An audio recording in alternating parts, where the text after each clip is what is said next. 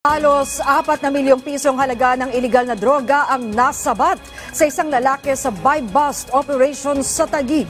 Yan ang ulat ni Vel Custodio.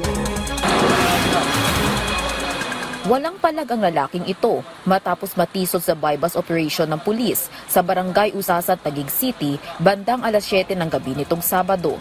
Madaling napainan ng suspect matapos ilaglag siya mismo ng kanyang parokyano na una nang natimbog.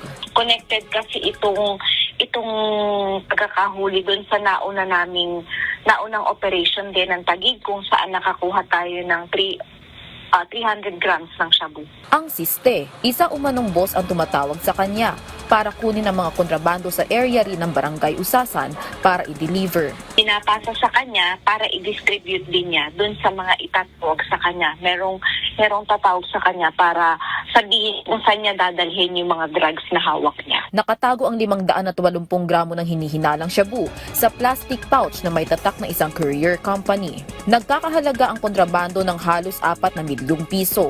Nakumpiska rin sa suspect ang marked money na nagkakahalaga ng 41,000 piso.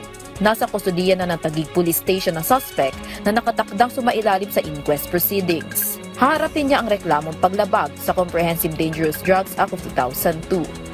Vel Custodio para sa Pambansang TV sa Bagong Pilipinas.